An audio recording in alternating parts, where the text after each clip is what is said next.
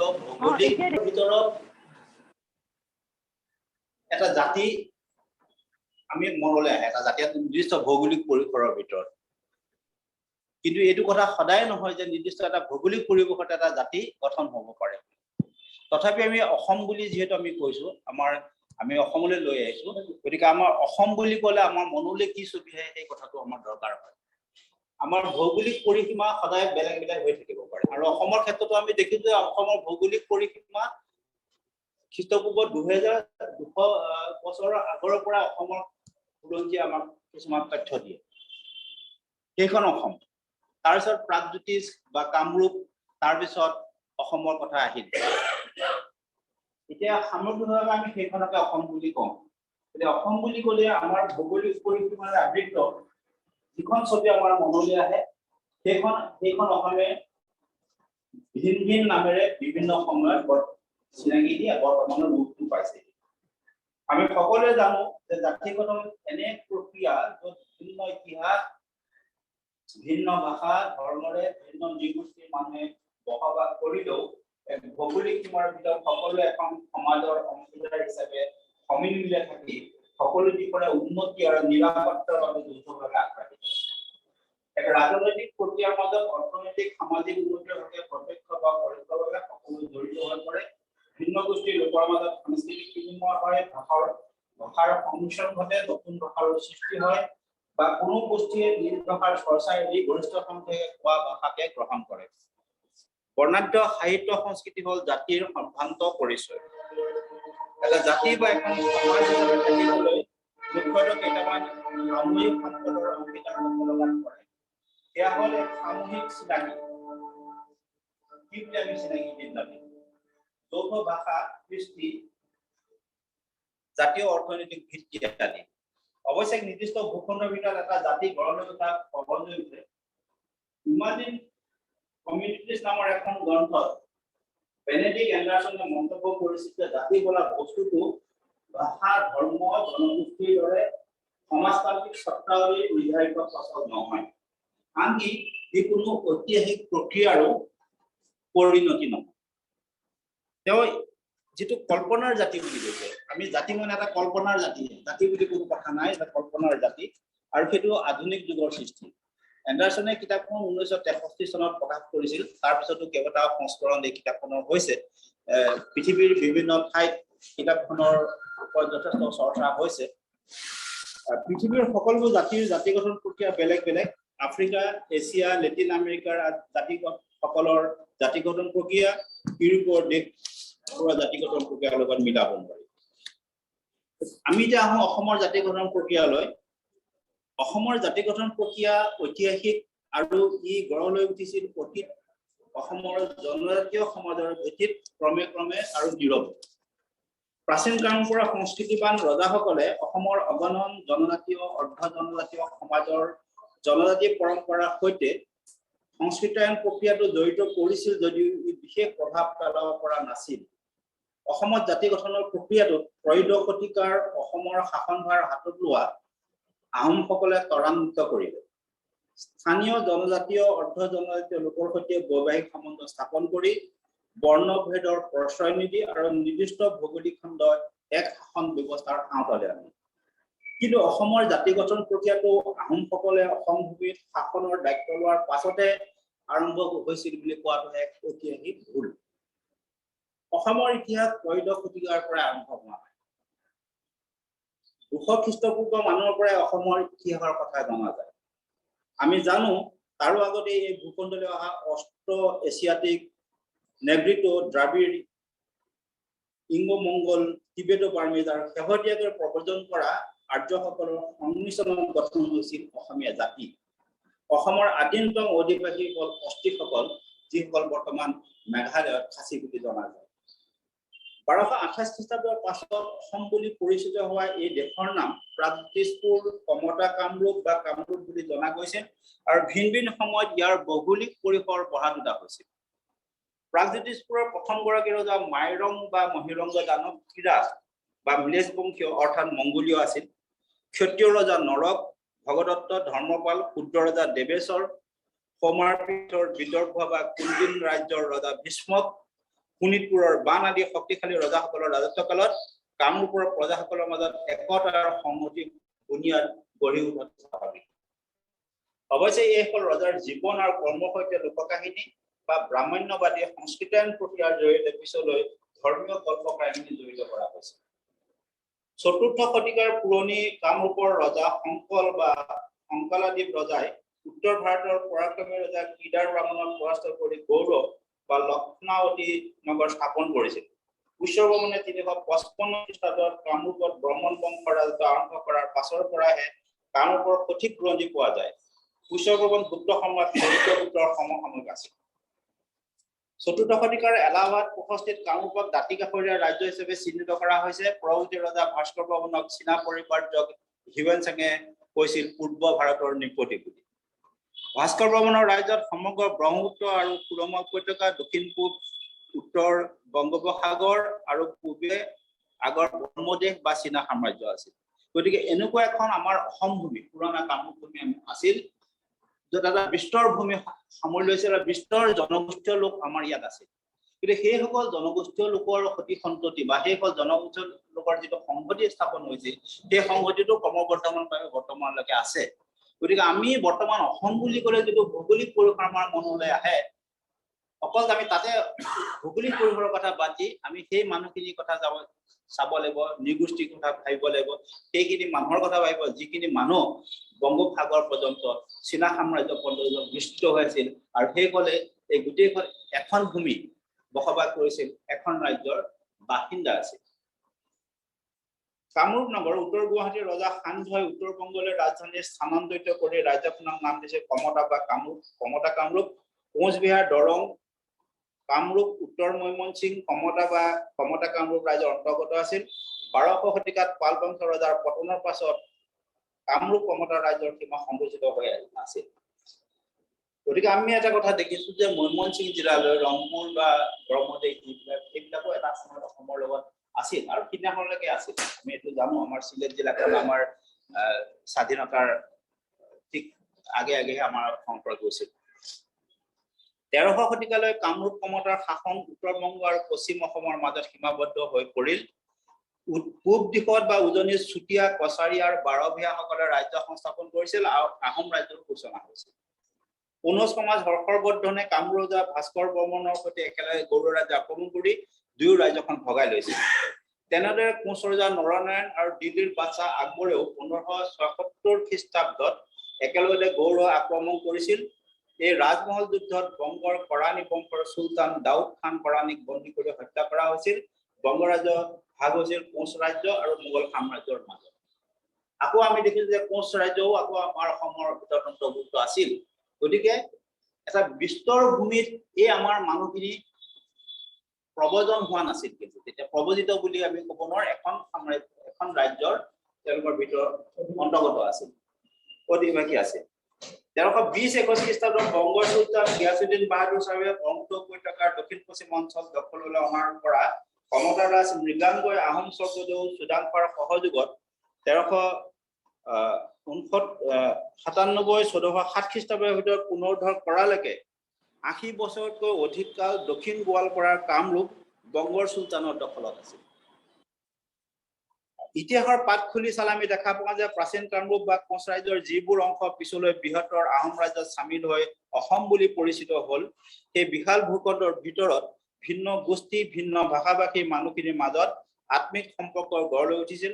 প্ৰাচীন কামৰূপ বংগোপসাগৰৰ পৰা ম্যানমাৰলৈ, ভূটানৰ পৰা বৰ্তমানলৈ বাংলাদেশলৈ বিস্তৃত আছিল। কামৰূপত ৰচিত যোগিনী তন্ত্ৰত প্ৰাচীন কামৰূপ ৰাজ্য ব্ৰহ্মপুত্ৰ উপত্যকা, ভূটান, কোচবিহাৰ, ময়মনসিং আৰু ৰংপুৰ পৰ্যন্ত জুৰি আছিল বুলি উল্লেখ আছে। যেহেতু প্ৰাচীন কামৰূপ ৰাজ্যৰ বিস্তৃতি সময়ে সময়ে বংগ, বিহাৰ, চিলেট, ময়মনসিং পৰ্যন্ত আছিল, অন্যান্য ধৰ্মৰ দৰে মুছলমান ধৰ্মী লোকও এই ভূখণ্ডত বসবাস কৰিছিল। কেৱল তুৰ্কী আফগান সেনা হিচাপে যে 1206 খ্ৰীষ্টাব্দত প্ৰাচীন কামৰূপৰ মুছলমান ধৰ্মী লোকে প্ৰথম ভৰি দিছিল বুলি ক'ব নোৱাৰে। কিন্তু আমি এইসকল মুছলমানক কিন্তু আমি মুছলমান বুলি নাজানো, সেই কথাটো মই পিছলৈ কৈছো। অসমত যেতিয়া আজান ফকীৰ আহিলে, আজান ফকীৰৰ পিছতহে আজান ফকীৰৰ তৎপৰতাতে আমি মুছলমান বুলি ক'ব পাৰোঁ। তাৰ আগতে কিন্তু আমাৰ অসমত নাছিল। আমাৰ শংকৰদেৱৰ মুছলমানসকলৰ তুৰুক বুলি বা তুৰ্কী বুলি কৈছিল। তুৰুক, আফগান, পাঠান এইসকল লোক আছিল, মুছলমান নাছিল। অসমত মুছলমান আমি যে মুছলমানসকল মুছলমান এটা মুছলিম ধৰ্মৰ নামত মানুহখিনি হৈছিল আজান ফকীৰৰ পিছত। এইটো মোৰ ধাৰণা, বুৰঞ্জীয়ে কি কয় মই নাজানো, পিছত এই কথাটো আমি আলোচনা কৰিম। তথাপিও মই মুছলমান হিচাপে দেখিছো এইসকল কিন্তু তেতিয়া মুছলমান নাছিল, তেওঁলোকৰ নিৰ্দিষ্ট গোষ্ঠীয় আইডেন্টিটি আছিল। কোচবিহাৰৰ সৈতে মোগলৰ ৰাজনৈতিক আৰু বাণিজ্যিক সম্পৰ্ক আছিল। বেহাৰপৰে কাৰিকৰী কাম বা অন্যান্য ব্যক্তিগত কামৰ বাবে বহু মুছলমান লোকে সন্মানজনকভাৱে কোচবিহাৰত বসতি কৰিছিল। কৃষি কৰ্মতো বৃহৎ সংখ্যক মুছলমান লোক জড়িত হৈ পৰিছিল।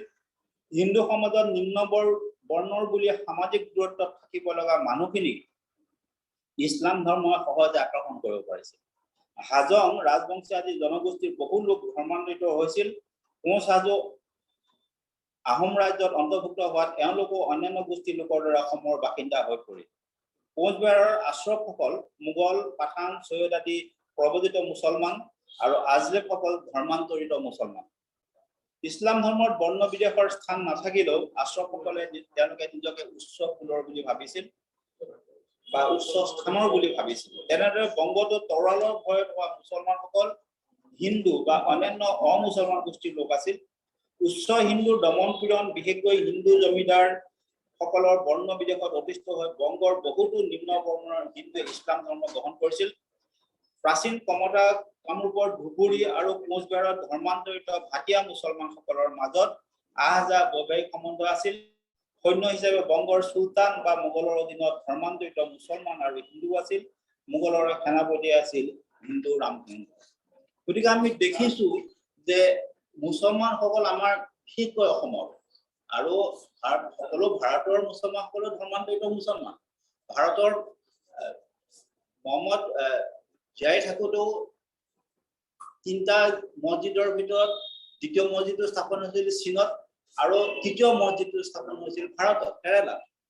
গতিকে ধৰ্মান্তৰিত মুছলমানসকল আছিলে, কিন্তু অসম, কোচবিহাৰ বা এই অঞ্চলত যিসকল ধৰ্মান্তৰিত মুছলমান আছিল তেখেতসকল নিম্ন বৰ্ণৰ, তথাকথিত নিম্ন বৰ্ণৰ হিন্দু আছিল। বিশেষকৈ কোচ ৰাজবংশীসকলক আছিল। আৰু কোচবিহাৰত কোচ ৰাজবংশীসকলক তেওঁলোকক কাম কৰিবলৈ দিয়া হৈছিল এই মেটৰ যিবিলাক আমি কওঁ সেইবিলাক কাম, বা তেওঁলোকে গৰুৰ ছাল খাব লাগে, তৰোৱাল সৈন্যসকলৰ ৰসদ যোগান ধৰিব লাগে, সেইখিনি কাম দিয়া হৈছিল। 1498 খ্ৰীষ্টাব্দত চুলতান আলাউদ্দিন হুছেইন শ্বাহে কমতা কামৰূপৰ ৰজা নীলাম্বৰক হঠাৎ আক্ৰমণেৰে হত্যা কৰি হাজো পৰ্যন্ত ৰাজ্য দখল কৰাৰ ষড়যন্ত্ৰ কৰিছিল। নীলাম্বৰে ৰাজমন্ত্ৰী ব্ৰাহ্মণ সচিপাত কৰে। বংগৰ চুলতানৰ সৈন্য হওক বা দিল্লীৰ বাদশ্বাহৰ সৈন্য হওক, সেই সাধাৰণ মানুহখিনি আছিল শক্তিশালী শাসকৰ ইচ্ছাৰ দাস। তেওঁলোকে অসমত বা প্ৰাচীন কামৰূপত খেতি-বাতি বা অন্যান্য বৃত্তিত নিজকে নিয়োজিত কৰি ইয়াতে বিয়া বাৰু পাতি ইয়াৰে ভাষা গ্ৰহণ কৰি ইয়াতে জিন গ'ল। বিশেষকৈ হাজোত বংগৰ চুলতানে ছাউনি বহুৱাৰ ফলতো বংগৰ বহুতো মুছলমান ইয়াত ৰৈ গ'ল। দৰং, বৰপেটা, ধুবুৰীৰ বহুতো মুছলমানৰ পূৰ্বপুৰুষ ধৰ্ম হিন্দু, বহুতো নমশূদ্ৰ লোক ইছলাম ধৰ্মলৈ ধৰ্মান্তৰিত হৈছিল। বুৰঞ্জীবিদ এডৱাৰ্ড গেইটে উল্লেখ কৰিছিল যে পশ্চিম অসমৰ নিম্ন বৰ্ণৰ লোক আৰু জনজাতীয় লোকে মুছলিম ধৰ্মলৈ ধৰ্মান্তৰিত হৈ শেখ উপাধি গ্ৰহণ কৰিছিল। ইছলাম ধৰ্মলৈ ধৰ্মান্তৰিত হোৱা কোচসকলক বুৰঞ্জীবিদ ছাৰ উইলিয়াম উইলছন হাণ্টাৰে কোচ মুছলমান বুলিছিল। 1206 খ্ৰীষ্টাব্দত বখতিয়াৰ খিলজীয়ে কামৰূপ আক্ৰমণ কৰাৰ আগৰে পৰাই ইছলাম ধৰ্মৰ প্ৰতি আকৰ্ষিত হৈছিল বুলি বহু বুৰঞ্জীবিদে কয়। 13শ শতিকাৰ প্ৰথম ভাগত আল বেৰুনীয়ে ভাৰত আক্ৰমণ কৰাৰ সময়ত ভজন নামৰ ব্ৰাহ্মণজনে ইছলাম ধৰ্ম গ্ৰহণ কৰিছিল। তেতিয়া ইছলাম ধৰ্মটো তেতিয়া কোনো নাছিল, তেনে উদাৰ যিটো উদাৰ, সেই উদাৰতাৰ কাৰণে ইছলাম ধৰ্মলৈ বহুতে ধৰ্মান্তৰিত হৈছিল। আৰু সেইটো এটা ধৰ্মৰ পৰা এইটো ককায়েক ইছলামত ধৰ্মত জড়িত আছে, ঘৰখনৰ বাকীবিলাক হিন্দু হৈ আছে প্ৰায়। তাৰ লগত কিন্তু তেওঁলোকৰ মিলা মিছা সকলো একেই আছিল, কাৰণ তেওঁলোকৰ পৰম্পৰাটো একেই আছিল। আৰু সেইকাৰণে হিন্দু মুছলমান বুলি তেনেকুৱা ধৰণৰ কোনো এটা বিভেদ নাছিল। বংগ আৰু কামৰূপৰ মাজত হোৱা ব্যৱসায় বাণিজ্য 15শ শতিকাত বৃদ্ধি পাইছিল। মুছলমান ব্যৱসায়ী পৰিৱৰ্তক ধৰ্মপ্ৰচাৰকাৰী অসমত স্থায়ীভাৱে বাস কৰিব লৈছিল। দেওধাই অসম বুৰঞ্জীত উল্লেখ আছে যে চুতীয়া ৰাজ্যৰ ৰত্নধ্বজ পালৰ সৈতে গৌড়ৰ চুলতানৰ বন্ধুত্ব আছিল। আজান ফকীৰৰ ব্যক্তিত্ব আৰু আদৰ্শত আকৃষ্ট হৈ বহুতো লোক ধৰ্মান্তৰিত হৈছিল। 200 খ্ৰীষ্টাব্দৰ 1600 82 খ্ৰীষ্টাব্দলৈ মোগলৰ শেষ যুদ্ধ এই 1682 এই প্ৰায় 1882 বছৰ অতীতৰ নামনি অসম বা প্ৰাচীন কামৰূপত যিসকল লোকে বসবাস কৰি আছিল তেওঁলোকৰ আছিল এক সুদীৰ্ঘ ইতিহাস উচ্চস্তৰীয় সাহিত্য সম্ভাৰ জ্যোতিষ আৰু অংক শাস্ত্ৰৰ ভাণ্ডাৰ বৰ্ণাঢ্য সংস্কৃতি কামৰূপীয় জাতিসত্তা এই জাতিসত্তাই সকলো ঐশ্বৰ্য সম্ভাৰ লৈ 1682 খ্ৰীষ্টাব্দত সম্পূৰ্ণভাৱে অসমত অন্তৰ্ভুক্ত হৈ অসমীয়া জাতিসত্তাত নিজৰ চিনাকি বিচাৰি পালে এতিয়া মই এই কথাটো ক'ব বিচাৰিছো যে 1662 খ্ৰীষ্টাব্দত আহোমে শেষ যিটো ৰণ হ'ল সেই ৰণৰ পাছত যেতিয়া সমগ্ৰ মানাহলৈকে অসম হৈ পৰিল তেতিয়া এই নামনি অসমৰ যিটো জাতিসত্তা সেই জাতিসত্তাটো কামৰূপীয় জাতিসত্তাটো অসমৰ জাতিসত্তাৰ লগত মিলিত হ'ল গতিকে আহোমসকলেই যে জাতি গঠনৰ আৰম্ভ কৰিছিল সেইটো ঐতিহাসিক ভুল বুলি মই ক'ব বিচাৰিছো জাতিসত্তাটো আহোমৰ আগতেই আহোমটো পিছদিনাখন আহিছিল তাৰ আগতেই অসমৰ অসমীয়া মানুহৰ যিটো জাতিসত্তা সেইটো আৰম্ভ হৈছিল নামটো যেনিবা কামৰূপীয়া আছিল মানুহখিনি চিনাকি দিছিল নিজকে কমতা কামৰূপ বা কামৰূপ বুলি চিনাকি হৈছিল আৰু এই জাতিবিলাকৰ মাজত বংগ বিহাৰ কোচবিহাৰ গোটেইখিনি মানুহ জড়িত হৈছিল ৰংপুৰ ময়মনসিং সকলো মানুহ আছিল গতিকে অসমৰ জাতি গঠন প্ৰক্ৰিয়া যদি আৰম্ভ হৈছে বুলি আমি কওঁ আমি খ্ৰীষ্টপূৰ্ব 200 বছৰৰ আগৰৰ পৰাই অসমত জাতি গঠন প্ৰক্ৰিয়া আৰম্ভ হৈছে বুলি ক'ব পাৰোঁ আৰু আহোমসকলে সেই জাতি গঠন প্ৰক্ৰিয়াটো ত্বৰান্বিত কৰিছিল তেখেতসকলে এখন ৰাজ্য গঠন কৰি উজনি অসমত অৰ্থাৎ সৌমাৰপীঠ মুছলমানসকলো অসমৰ জাতি গঠনত বহুত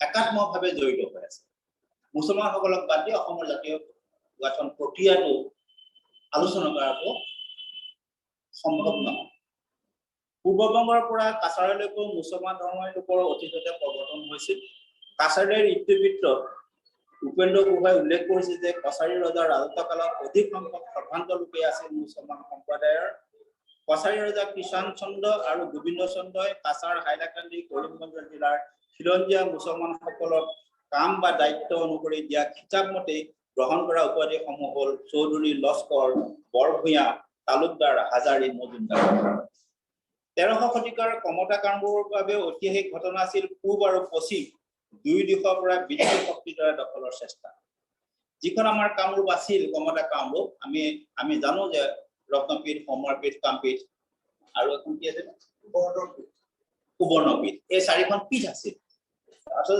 চাৰিখন মানে এৰিয়া আছিল আৰু সেই তাতে 1300 শতিকাত এই কামৰূপ কমতা ৰাজ্যত দুটা ঐতিহাসিক ঘটনা আছিল দুফালৰ পৰা কামৰূপক দুটা শক্তি আক্ৰমণ কৰিছিল দুফালৰ পৰা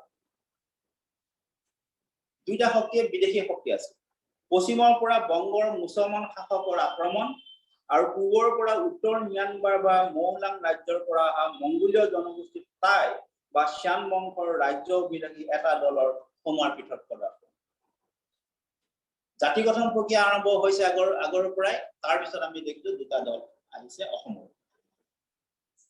এই সমৰ নিপুণ সাহসী দলটো চাওলুং চুকাফাৰ নেতৃত্বত সুদীৰ্ঘ 13 বছৰ পাহাৰ পৰ্বত অতিক্ৰম কৰি নানা গোষ্ঠীৰ সৈতে সমুখ সমৰত অৱতীৰ্ণ হৈ পাটকাই পৰ্বতৰ পাংচু গিৰিপথেদি আহি সৌমাৰপীঠৰ নামৰূপত ভৰি দিছিল পৰাক্ৰমী শ্যানসকলে মৰাণ বৰাহী আদি সৰু সৰু জনগোষ্ঠীয় ৰাজ্যসমূহ পৰাজিত কৰিও তেওঁলোকৰ সৈতে বৈবাহিক সম্বন্ধ স্থাপন কৰিছিল আৰু বদান্যতাৰে আঁকোৱালি লৈছিল বাবে সেইসকল জনগোষ্ঠীৰ মাজত তেওঁলোক হৈ পৰিছিল অসমলোক এই অসমৰ পৰা তেওঁলোক আহোম আৰু তেওঁলোকে স্থাপন কৰা ৰাজ্যখন অসম হল বুলি কোৱা হয় এটা সূত্ৰত আৰু এটা সূত্ৰৰ কোনো ভাষাবিদৰ মতে বড়ো শব্দ হাছামৰ পৰাহে অসম বা অসম নামটো হৈছিল বুলি কোৱা হয় নামটো যেনেকৈ সৃষ্টি নহওক আহোমসকলে ৰাজনৈতিক শক্তি আহৰণ কৰি লাহে লাহে সমগ্ৰ উজনি অসমত প্ৰভুত্ব বিস্তাৰ কৰি মধ্য অসম গুৱাহাটী আৰু শেষত কামৰূপ কমতাৰ এক বৃহৎ অংশ দখলেৰে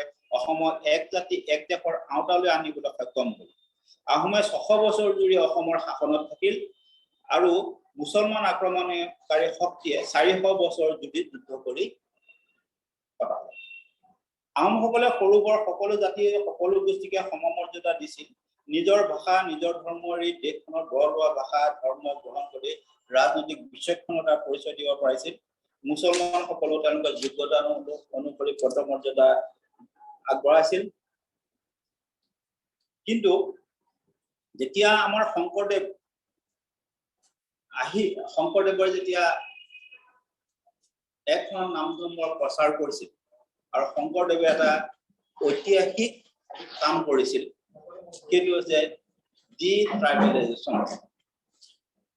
এই ব্ৰাহ্মণ্যবাদী শক্তি হ্ৰাস কৰাৰ আশংকাত কিছু ব্ৰাহ্মণে কৰাৰ পৰিচালনাত আহোম স্বৰ্গদেৱে নৱবৈষ্ণৱ ধৰ্মৰ প্ৰৱৰ্তক শংকৰদেৱক দেশ এৰি নামনি অসম বা কোচ ৰাজ্যলৈ গুচি যাবলৈ বাধ্য কৰিলেও মুছলমানৰ ধৰ্মীয় বিশ্বাসত কিন্তু কোনো হতাবাধা কৰা নাছিল আহোম স্বৰ্গদেৱ দৰঙীয়া মুছলমান বিষয়ে ৰূপাইদাৰ আজান ফকীৰৰ মোগলৰ চোৰাংচোৱাৰ বুলি কৈমান ন্যায় চকু কাঢ়িলেও স্বৰ্গদেৱে পিছত আজান ফকীৰৰ ধৰ্ম চৰ্চাত পৃষ্ঠপোষকতা কৰিছিল গতিকে আমি দেখিছো আহোমসকলৰ যিটো উদাৰতা তেওঁলোকৰ এই জাতি গঠনৰ যিটো প্ৰক্ৰিয়া তাত তেতিয়া কোনো মুছলমান বা হিন্দু এনেকুৱা ধৰণৰ তেওঁলোকৰ নাছিল তেওঁলোকৰ নিজেও তেওঁলোকে হিন্দু নাছিল তেওঁলোকক যদিও পিছৰ ফালে তেওঁলোকক পুনৰ্য ফালে নামিছে বুলি তেওঁলোকে কৈছিল বা ইন্দ্ৰবংশীয় বুলি পিছত সংস্কৃতায়ন কৰা হ'ল তেওঁলোকৰ লগত তেওঁলোক আছিল বুদ্ধিষ্ট তেওঁলোকৰ ইন্দ্ৰৰ হয়তো তেওঁলোকে ইন্দ্ৰৰ কথা গম পোৱা নাছিল কিন্তু পিছত আমাৰ যে সংস্কৃতায়ন কৰা হ'ল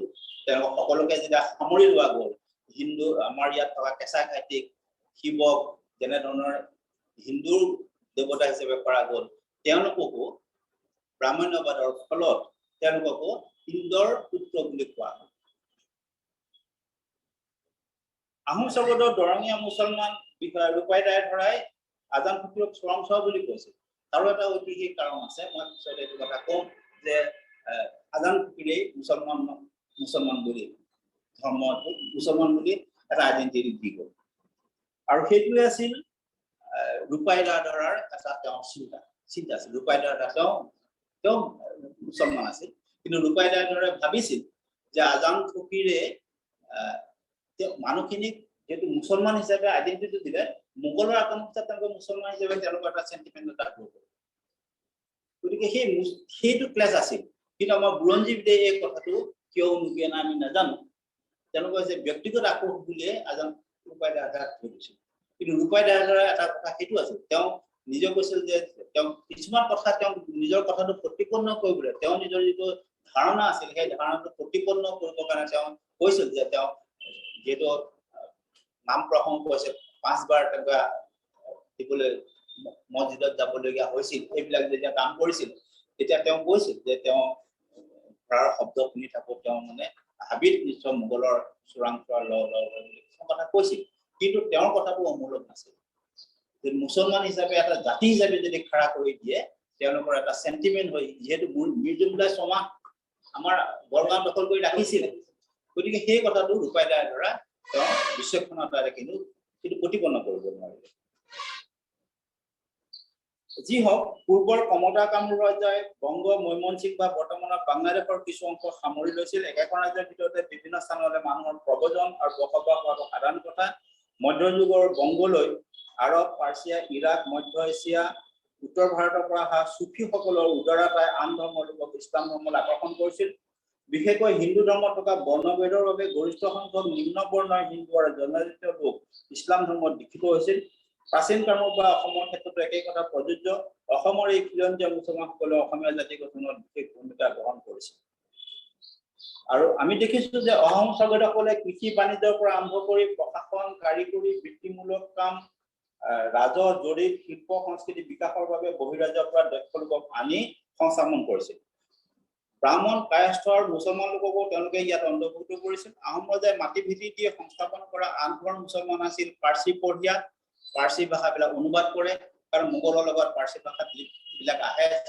বিলাক অনুবাদ কৰে আকবৰ জুলিয়া ৰজাঘৰৰ চাপকটীয়া ৰজাৰ চাপ মোহৰ মাৰিবলগীয়া আকবৰ জুলিয়া খনিকৰ ৰাজমিস্ত্ৰী কুটি শিল্পী শিলাকুটীয়া গুণাকুটীয়া সোণাৰ ৰূপৰ জৰিপটৰ নেগেৰিয়া নাগাৰাবাদক দৰ্জী জালা এই নাগাৰাবাদক দৌলা হল নাগাৰাবাদক বুলি কোৱা যায় তেওঁলোকে নাগাৰা শিৱদৌলত নাগাৰা বজাইছে আহোম স্বৰ্গদেৱে ৰাজহবিহীন মাটি জৰীপৰ বাবে মুছলিম নবাব ডেকা পদবী সৃষ্টি কৰিছিল। ৰূপাইগড়ীয়া ৰূপাইদাৰ দ্বাৰা আহোম ৰাজ্যৰ মুছলমান বিষয়া আছিল। 1671 খ্ৰীষ্টাব্দৰ শৰাইঘাটৰ ৰণৰ বিজয় সাব্যস্ত কৰা লাচিত বৰফুকনৰ সময়ত আছিল মুছলমান সেনা বিষয়া ইছমাইল ছিদ্দিক বা বাঘ হাজৰিকা, চৰ্দাৰ জুলফিকৰ বৰুৱা, ৰমজান খান। জনগোষ্ঠীয় সমন্বয় পৰিষদ অসমৰ মতে এই খিলঞ্জীয়া মুছলমানসকল হ'ল গড়িয়া, মৰিয়া আৰু দেশী। স্থানীয় জনগোষ্ঠীৰ ধৰ্মান্তৰিত মুছলমানসকলক গড়িয়া, আহোম স্বৰ্গদেউসকলে বিভিন্ন কামত বিশেষকৈ যুদ্ধৰ আহিলা, বাচন বৰ্তন তৈয়াৰ কৰাৰ বাবে সংস্থাপন কৰা সকলক মৰিয়া আৰু নামনি অসমৰ কোচ ৰাজবংশী আদি জনগোষ্ঠীয় ধৰ্মান্তৰিতসকলক দেশী মুছলমান বুলি কোৱা হৈছে। ইয়াৰ উপৰি এক ক্ষুদ্ৰ গোটৰ খিলঞ্জীয়া মুছলমানসকল হ'ল জোলাসকল।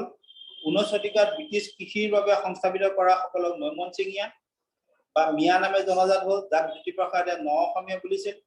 তেওঁলোকক কিন্তু খিলঞ্জীয়া মুছলমানৰ জনগোষ্ঠীয় সমন্বয় পৰিষদ অসমীয়া অন্তৰ্ভুক্ত কৰা নাই। সাংবাদিক লেখক জাফৰি মুদাছাৰ নফিও তেওঁৰ identity question story of Assamese story of the Assamese Muslims নামৰ গ্ৰন্থত অসমৰ খিলঞ্জীয়া মুছলমানসকলক গড়িয়া, মৰিয়া, দেশীয়া আৰু জোলা চাৰি ভাগত ভাগ কৰিছে। ব্ৰহ্মপুত্ৰ উপত্যকাৰ পূৰ্বৰ যুদ্ধমন্দী ধৰ্মান্তৰিত মুছলমান তথা আহোমৰ দিনৰ চৈয়দসকলৰ বংশধৰসকলক তেওঁ গড়িয়া বুলিছে। মৰিয়াসকল হ'ল দুই মুনিশিলা যুদ্ধত আহোমে বন্দী কৰা 1000 যুদ্ধবন্দী সতীসন্ততিসকল। আলিমেছৰ পৰা আৰম্ভ কৰি গোৱালপাৰা, ধুবুৰী, বিদেশীপাৰা, কোকৰাঝাৰ, কামৰূপ, দক্ষিণ শালমৰা আদি ঠাইৰ ধৰ্মান্তৰিত মুছলমানসকলৰ বংশধৰসকল দেশী মুছলমান। জোলাসকল হ'ল বিহাৰ, উৰিষ্যা, পশ্চিম বংগৰ পৰা প্ৰব্ৰজিত বিশেষকৈ চাহ বাগিচাসমূহত থকা মুছলমানসকল। 1791 চনৰ লোকপিয়লত মৈমাল নামৰ মুছলমান মাছুৱে সম্প্ৰদায়ৰ কথা আমি জানো। কিন্তু এইসকলৰ আমি মৈমাল, জোলা এই সকলো শেষ হৈ গ'ল তেওঁলোকক যেতিয়া মুছলমান হিচাপে নামকৰণ কৰা হ'ল। ইয়াৰ উপৰি খাৰঘৰীয়া, শেনচোৱা, জলম্বতা, ৰাজমিস্ত্ৰী খেলত মুছলমানসকল অন্তৰ্ভুক্ত হৈ আহোম ৰাজত্বত অৰ্থনৈতিক, সামাজিক, সাংস্কৃতিক ক্ষেত্ৰত অৰিহণা আগবঢ়াইছিল। খনিকৰ বৰুৱাৰ তত্বাৱধানত খনিকৰ খেলৰ মুছলমান কাৰিকৰে হৃদয়, বৰটোপ, অস্ত্ৰ, ধনু, তৰোৱাল, জাঠি বনোৱা, ঢাল বনোৱা, হস্তশিল্পীসকলে কাঠ শিলত ক্ষুদ্ৰ কৰা কাম, শিপিনীৰ বাবে চানেকি তৈয়াৰ কৰা কাম কৰিছিল। মৰিয়াসকলে পীড় শিল্পক অসমৰ বৰ্ণাঢ্য শিল্পলৈ ৰূপান্তৰিত কৰিছিল। হাজোৰ হয়গ্ৰীৱ মাধৱ মন্দিৰৰ সেৱায়ত হিচাপে মৰিয়াসকলে মন্দিৰৰ সকলো প্ৰয়োজনীয় বাচন বৰ্তন, শৰাই, যাৱতীয় পাত্ৰ যোগান ধৰিছে। হস্তি বিদ্যানৱ চিত্ৰপুথিৰ চিত্ৰসমূহ অংকন কৰিছিল দুজন মুছলমান চিত্ৰকৰ দিলবৰ আৰু দেশাই। অসমীয়া হস্তশিল্প, সাজ পোছাক, আ অলংকাৰত জনজাতীয় ইছলামীয় লোকায়ত সংস্কৃতিৰ সমন্বয় ঘটিছে। জাতি গঠন প্ৰক্ৰিয়াৰ এইবোৰ হৈছে নীৰৱ দিশ। স্বৰ্গদেউ ৰুদ্ৰসিংহৰ দিনৰ পৰাই অসমীয়া সাজ পোছাকৰ মোগালী প্ৰভাৱ পৰিছিল। মহাপুৰুষ শংকৰদেৱৰ ভাওনাৰ সূত্ৰধাৰীৰ পোছাকত তাৰে প্ৰতিফলন ঘটিছিল। এতিয়া আমি আজান ফকীৰৰ কথালৈ। আজান ফকীৰে অসমৰ এইসকল ইছলাম ধৰ্মী লোকক বৃত্তিগত বা গোষ্ঠীগত নাম আঁতৰাই কেৱল মুছলমান নামেৰে প্ৰসিদ্ধ কৰাৰ প্ৰচেষ্টাত সফল হয়, এইটো মোৰ ধাৰণা। মিৰ্জুমলাৰ লগত অহা বুৰঞ্জী লেখক চাহাবুদ্দিনে অসমত পূৰ্বৰে পৰা থকা মুছলমানসকলৰ থলুৱা আচাৰ বিধি দেখি তেওঁলোকক নামত মাথো মুছলমান বুলি অভিহিত কৰিছিল। বাগদাদী আজান ফকীৰো এইসকল স্থানীয় মুছলমানক লৈ অসন্তুষ্ট আছিল। আজান ফকীৰৰ মতে তেওঁলোক নামাজৰ কৰে নিন্দা, শৰীয়তক কৰে বিতংতা। অসমৰ তন্ত্ৰমন্ত্ৰ যুগত মুছলমানসকলেও যোগ দিছিল। আল্লাহ, বিছমিল্লাহ, নবী, ৰসুল আদি শব্দবোৰ ব্ৰহ্মা আদি শব্দৰ লগত মিলি থকা দেখা যায়। বংগৰ কালী পূজা, মনসা পূজা বহু মুছলমান লোকে আয়ত্ব কৰিছিল। মৰ্চিয়া গোৱাৰ দৰে অসমৰ মুছলমানৰ ওজাপালি গাইছিল, জিকিৰ নাচি নাচি গাইছিল। আজান চাহেবে হলকা পদ্ধতিত বহি বহি জিকিৰ গোৱাৰ নিয়ম কৰিলে। তথাপিও কিন্তু আজান ফকীৰে তাৰ পৰা আঁতৰাব নোৱাৰিল। প্ৰতিদিনে 5 বাৰ নামাজ পঢ়াৰ ব্যৱস্থা কৰিলে। ইছলামৰ মূল ভিত্তি কলমা, নামাজ, ৰোজা, জাকাত আৰু হজ এই 5টা ফৰজ পালনত গুৰুত্ব দিলে। অৱশ্যে ফকীৰ চাহাব কঠোৰ সংস্কাৰী হ'ব নোৱাৰিলে। অসমৰ শংকৰ গুৰু বৈষ্ণৱ ধৰ্মৰ সংহতি আৰু সমমৰ্যাদাৰ প্ৰভাৱৰ কথা তেখেতে পৰম নিষ্ঠা আৰু অধ্যয়নে হৃদয়ঙ্গম কৰিব পাৰিছিল। অসমৰ ধৰ্মীয় সামাজিক সমন্বয় প্ৰক্ৰিয়াৰ কথা বুজিব পাৰিছিল। বহুতো অমুছলমান লোকে মুছলিম ধৰ্ম গ্ৰহণ কৰিছিল, কিন্তু পূৰ্বৰ পৰম্পৰা ৰীতি নীতিও মানি আহিছিল। তাত নাছিল কোনো ধৰ্মীয় বা সামাজিক বাধা নিছিল। সেয়ে তেখেতে শংকৰৰ ধৰ্ম প্ৰচাৰৰ নীতি পন্থাৰে নিজ ধৰ্ম আদৰ্শৰ প্ৰচাৰ কৰাত আগবাঢ়িল। কিন্তু তুৰুপ, পাৰ্চী পঢ়িয়া, আকবৰজুলীয়া, খনিকৰ, শিলাকটীয়া, গুণাকটীয়া, নেগেৰীয়া, দৰ্জী, জালা, মৈমাল এই সকলো জাতি যুক্ত হৈ মুছলমান হিচাপে কালক্ৰমত অসমত চিনাকি দিলে। আমি জানো যে ভাষাই এটা জাতিক বান্ধি ৰাখে। পূৰ্বৰ কামৰূপ নিকটীয়া সংস্কৃত ভাষাত শিলালিপি খোদিত কৰিছিল যদিও ৭ম শতিকাতে অসমীয়া ভাষাত ঠনধৰি উঠিছে। আমি এই ভাষাটো কিন্তু এটা কথা আমি এটা পিয়ৰ ভাষা বুলি আমি কোৱা নাই। ভাষা যদিও আমাৰ লিংগুৱা ফ্ৰাংকা আমাৰ পৰস্পৰৰ মাজত আদান প্ৰদান কৰিবৰ কাৰণে আমি যিটো বুজি পাওঁ সেইটোৱে ভাষা। তাৰ লগত বিভিন্ন ভাষা শব্দ সোমাব পাৰে, যেনেকৈ নাগামিজ অৰুণাচলী সৃষ্টি হৈছিল। গতিকে এটা ভাষাই এটা বন্ধন কৰি পেলাই জাতি গঠনতো যিহেতু সহায় কৰে। আমি দেখিছো পূৰ্বৰ কামৰূপ নিকটীয় সংস্কৃতিত শিলালিপিত খোদিত কৰিছিল যদিও ৭ম শতিকাতে কিন্তু তাত অসমীয়া ভাষাই ঠনধৰি উঠিছিল। লিপিসমূহত কিছুমান শুদ্ধ অসমীয়া শব্দৰ স্থান পাইছিল। অসমীয়া ভাষাই আৰ্য ভাষা দেৱনাগৰীৰ পৰা লিপি গ্ৰহণ কৰি উলিয়াও অনাৰ্য ভাষাসমূহৰ পৰা অসমীয়া ভাষাই শব্দৰাজি গ্ৰহণ কৰিছে। হিউৱেন চাঙে উল্লেখ কৰিছে যে কামৰূপী ভাষা মগধীৰ পৰা কিছু পৃথক সমাহৰণ আৰু আদান প্ৰদানৰ জৰিয়তে অসমীয়া ভাষাত ফাৰ্চী আৰবী শব্দ সোমাইছে। কামৰূপী বৌদ্ধ পণ্ডিত মীননাথে ১১শ শতিকাত কৌলাজ্ঞান নিৰ্ণয়, আকুল বীৰতন্ত্ৰৰ দৰে তান্ত্ৰিক বৌদ্ধ গ্ৰন্থ ৰচনা কৰিছিল। কালিকা পুৰাণ, যোগিনী তন্ত্ৰ, হৰগৌৰী সংবাদ আদি কাব্য কামৰূপতে ৰচিত হৈছিল। কামৰূপী উপভাষাত ডাকৰ ভণিতা ৰচিত হৈছিল। ভাষা সাহিত্য সংস্কৃতি অসমীয়া কামৰূপী জাতি গঠন প্ৰক্ৰিয়া আহোমসকলৰ অহাৰ আগতে কামৰূপ কমতাত আৰম্ভ হৈছিল। আহোম স্বৰ্গদেউসকলৰ ৰাজনৈতিক বিচক্ষণতা আৰু সকলো জাতি গোষ্ঠীৰ প্ৰতি থকা সমমৰ্যাদাৰ একতা পথ প্ৰশস্ত কৰিছিল। আহোমসকলে জনজাতীয় সমাজৰ ধুমবেলী ঠাইত পথাৰত শালি খেতি কৰা পদ্ধতি দেখুৱাইছিল। এই ব্যৱস্থাৰ ফলত স্থায়ী কৃষি স্থায়ী বসতিৰ প্ৰতি জনজাতীয় লোকসকল আকৃষ্ট হৈছিল। অৰ্থনৈতিক বিকাশ হ'ল। নামনিত কোচসকলেও এনেদৰে সুস্থিৰ জনসমাজ গঢ়ি তুলিছিল। ভাৰতৰ মূল ভূখণ্ডত অস্থায়ীভাৱে জনগোষ্ঠীয় কৃষি পদ্ধতি ভাঙি স্থায়ী কৃষিৰে সুস্থিৰ সমাজ সৃষ্টিত ভাগ লৈছিল ব্ৰাহ্মণসকলে। আহোম স্বৰ্গদেউৰ পৃষ্ঠপোষকতাত শাসন ব্যৱস্থা অধিক সুসংহত কৰাৰ উদ্দেশ্যেৰে মধ্য ভাৰতৰ পৰা বিশেষকৈ কনৌজ আৰু বংগৰ পৰা ব্ৰাহ্মণ কায়স্থকে ধৰি অন্যান্য বৰ্ণৰ ক্ষুদ্ৰ লোক বুদ্ধিজীৱী অসমলৈ অনা হৈছিল। মই আগতে উল্লেখ কৰিছো। তেওঁলোকে কৃষি, সমল, বাণিজ্য, শাসন, ৰাষ্ট্ৰ পৰিচালনা আদিৰ ক্ষেত্ৰত আহোম ৰাজ্যলৈ যথেষ্ট অৰিহণা আগবঢ়াইছিল।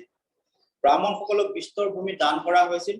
প্ৰাচীন ভাৰতবৰ্ষৰ ভূমিচিত্ৰ ন্যায়ৰ দৰে ব্যৱস্থাৰে ব্ৰাহ্মণসকলক ভূমি দান কৰা হৈছিল। কৌটিল্যৰ অৰ্থশাস্ত্ৰত ভূমিচিত্ৰ মানে চন পৰি থকা ভূমি কোনো ব্যক্তি বিশেষ বা ব্যক্তি সমষ্টিক কৃষি কৰ্মৰ বাবে হস্তান্তৰ কৰা। যি ৰাষ্ট্ৰক সেই উৎপাদনৰ বাবে কোনো টকাতৰ দিব নালাগে তাকে ভূমিচন্দ্ৰ বুলি কৈছিল। এই ধৰ্মীয় দান কাৰ্যৰ জৰিয়তে কৃষি অৰ্থনীতিৰ যোগেদি ৰাষ্ট্ৰ অৰ্থনীতি বিকশিত কৰা পৰোক্ষ কৌশল আছিল। কিন্তু আহোম ৰজাই ব্ৰাহ্মণসকলক দান কৰিলে বিশাল কৃষিক্ষেত্ৰ, গ্ৰাম আৰু মঠ মন্দিৰৰ আশে পাশে থকা বিস্তৰ ভূমি। ফলত এই আমদানিকৃত ব্ৰাহ্মণসকল প্ৰত্যক্ষভাৱে ধৰ্ম আৰু ৰাষ্ট্ৰনীতিৰ সৈতেহে জড়িত হৈ পৰিল। বিশেষকৈ কৃষ্ণকান্ত ভট্টাচাৰ্যৰ পৃষ্ঠপোষকতাত আৰম্ভ হোৱা শাক্ত ধৰ্মক ৰাজধৰ্ম কৰাৰ প্ৰয়াস আৰু নৱবিকশিত সামন্তীয় উপাদানৰ ধাৰক আহোম ৰাজ্যত গৃহযুদ্ধৰ উত্থান হবলৈ বেছি সময় নালাগিল। মোহাম্মদীয় বিদ্ৰোহ হৈ কৃষ্ণকান্ত ভট্টাচাৰ্যৰ জনজাতীয় পৰম্পৰাৰ কাঠামো ভাঙি সংস্কৃতায়নৰ বংগীয় পৰম্পৰা জাপি দিয়াৰ বাবে ৰাজশক্তি ব্যৱহাৰ কৰিছিল। জনমানসত গভীৰ প্ৰভাৱ থকা বাথৌ বা শিৱ, কেঁচাই খাইটি আদি জনগোষ্ঠীয় বা ট্ৰাইবেল দেৱ দেৱীসকলক হিন্দু দেৱতাৰ শাৰীত মৰ্যাদাৰে স্থাপন কৰা হ'ল। জনজাতীয় বিষয়ে অষ্টিক দেৱমূৰ্তিসমূহ নৈত পেলাই নতুনকৈ আৰ্য কল্পনাৰ শাক্ত মূৰ্তি স্থাপন কৰিলে। জনগোষ্ঠীয় পূজা পদ্ধতি ঠাই নতুনকৈ ব্ৰাহ্মণ্য পদ্ধতিত পূজা অৰ্চনা আৰম্ভ কৰিলে। আহোম, মৰাণ, মটক, চুতীয়া আদি গোষ্ঠীৰ প্ৰায় ৩০০০ লোকক দীক্ষা দি ব্ৰাহ্মণ তৈয়াৰ কৰি প্ৰশিক্ষণ দি মন্দিৰসমূহত স্থাপিলে আহোম ৰাষ্ট্ৰৰ পৃষ্ঠপোষকতা। এই যে সংস্কৃতায়ন আমাৰ কৰা হ'ল, জনজাতীয় গোষ্ঠীয় তেওঁলোকৰ পৰম্পৰা ভাঙি গ'ল। তেওঁলোকক যিটো অষ্ট্ৰিকসকলৰ দেৱ দেৱী পুৰণা দেৱ দেৱীসকল আছিলে দিখৌ নদীত ব্ৰহ্মপুত্ৰ নদীত পেলাই দিয়া হ'ল কেইবাশ মূৰ্তি, আৰু সেই মূৰ্তি ভাঙি তাত ব্ৰাহ্মণ লগা হ'ল। ব্ৰাহ্মণসকলক মৰাণ মটক এই আহোমসকলৰ পৰাই ব্ৰাহ্মণ তৈয়াৰ কৰিলে। সেইসকল ব্ৰাহ্মণ এতিয়াও আছে মানে ব্ৰাহ্মণে হৈ গ'ল তেখেতসকলক। কিন্তু ইয়াত দুটা কথা হৈছে যে আমি যিটো পৰোক্ষভাৱে এটা কথা সহায়ো হ'ল যে যিসকল আমাৰ জনজাতীয় গোষ্ঠীয় দেৱ দেৱতাসকল আছিল সেইসকলক যেতিয়া হিন্দুৱাইজ কৰি দিয়া হ'ল, সেইটো এছিমিলেশ্যনত মানে ইনডাইৰেক্টলি অলপ সহায় হৈছে। কাৰণ এইখিনি মানুহ সাধাৰণ মানুহ অন্যখিনি মানুহ তেওঁলোকৰ লগত একেই দেৱ দেৱতাকে পূজা কৰিছিল তেনেধৰণে তাৰাক লৈ আহিছিল বুদ্ধদেৱে তাৰাকো তেনেকে তাৰা নামৰ দেৱীগৰাকী বুদ্ধই গ্ৰহণ কৰিছিল আহোমসকলৰ অৰ্ধজনজাতীয় সামাজিক ৰাজনৈতিক দৃষ্টিভংগীয়ে প্ৰথম অৱস্থাত সময়ৰ ভিতৰত ক্ষমতাধিষ্ঠ কৰিছিল জনজাতিসকলৰ সৰু সৰু ৰাজ্যবোৰ সহজে দখল কৰিছিল কিন্তু ভূঞাসকলক অধীনলৈ অনাটো দুৰূহ আছিল অৱশ্যে অন্যান্য কিছুমান জনজাতীয় সৰু সৰু ৰাজ্য পৰ্টলীয়া আছিল আহোমসকলে প্ৰথমে যি সংহতিৰ সূত্ৰৰে জনগোষ্ঠীসমূহৰ মাজত সোমাই পৰিছিল তাৰ ফলশ্ৰুতিত গোটেই বৰাহী জনগোষ্ঠী আহোম বুলি পৰিচয় দিছিল চুতীয়া মৰাণাদী গোষ্ঠীৰ কেইবাটাও ফৈদ আহোমত জিন কৰিছিল কিন্তু 16শ শতিকাত আহোম ৰাজ পৰিয়ালে হিন্দু ধৰ্ম গ্ৰহণ কৰাত এই এছিমিলেশ্যনটো কিন্তু বন্ধ হ'ল 16শ শতিকাত আহোমসকলে ব্ৰহ্মপুত্ৰ উপত্যকাৰ পূব অংশত সেই সময়ত উন্নত ব্যৱস্থাৰ কৃষিত গুৰুত্ব দিলেও অন্যফালে মন দিয়া নাছিল সেয়ে জনজাতীয় ঝুম পদ্ধতিত খেতি চলি থাকিল আৰু সামাজিক অৰ্থনৈতিক দিশটো উপকৃত হৈ ৰ'ল ফলত সমাজত সামন্তীয় ক্ৰম বিকাশ নঘটিল আৰু জনজাতীয় সমাজখন আদি অৱস্থাত ৰৈ গ'ল আহোম ৰাজত্বৰ সেইটো আমি এটা দিশ দেখা পাইছো যেটো কওঁ এছিমিলেশ্যন কিন্তু দেখা গৈছে যে এটা অৱশ্যে মোৰ কথা নহয় ডক্টৰ অমলেন্দু গুহাই কথাটো কৈছে যে 16শ শতিকাত ৰাজধৰ্ম যেতিয়া হিন্দু হৈ গ'ল তাৰ পিছত এই প্ৰক্ৰিয়াটো বন্ধ হৈ গ'ল 15শ শতিকাত